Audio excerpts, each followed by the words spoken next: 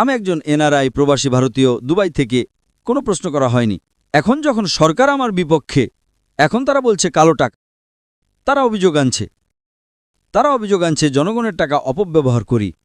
আমাকে এমন একজন মানুষ এনে দেন, দুজন না, একজন মানুষ রসিদ সহ সংগঠনে কোনো টাকা দিয়েছে, আর সেটা সংগঠনের কাজে ব্যবহার হয়নি।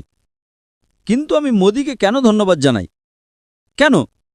কারণ হলো হয়তো 2/3 65% মুসলিম আমাকে চিনত, আর হয়তো প্রায় 10% মুসলিম এখন তার ভোট ব্যাংকের জন্য টেলিভিশন চ্যানেলের মাধ্যমে আমার বিরুদ্ধে অপপ্রচারে মিলিয়ন মিলিয়ন ডলার খরচ করার পর আজকে মাশাআল্লাহ ভারতের শতাংশেরও বেশি মুসলিম আমাকে চেনে এবং 2/3 বেশি অমুসলিম আমাকে চেনে।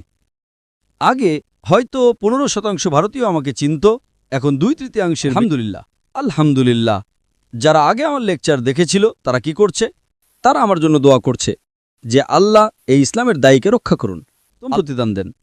যারা আমাকে চেনে না, আমার লেকচার দেখেনি, তারা মিডিয়া দ্বারা প্রভাবিত হচ্ছে এবং আমাকে গালি দিচ্ছে। এখন যখন কেউ আপনাকে অন্যায়ভাবে গালি, আমাদের প্রিয় নবী সাল্লাল্লাহু আলাইহি ওয়াসাল্লাম বলেছেন এতে আপনারই লাভ হবে। কেউ যদি আপনাকে অন্যায়ভাবে গালি দেয়, শেষ বিচারের দিনে কি হবে? তার নেকি পাব। যদি তার নেকি শেষ হয়ে যায়, আমার গুনাহগুলো তার ঘাড়ে যাবে। লাভ। তাই আমি মোদিকে ধন্যবাদ জানাই। এখন মিলিয়ন মিলিয়ন মানুষ আমার জন্য দোয়া করছে মাশাআল্লাহ, যারা আমাকে চিনত, আর এর চেয়েও বড় সংখ্যক মানুষ আমাকে গালি দিচ্ছে। দুই দিক থেকে আমার লাভ। হাজা মিন ফাদলি রব্বি। এ থেকে আমরা যেটা বুঝতে পারি যে আল্লাহ সুবহানাহু ওয়া তাআলার দায়ী হিসেবে আমাদের কোরআন এবং সুন্নাহ মেনে চলতে হবে, আমাদের চেষ্টা চালিয়ে যেতে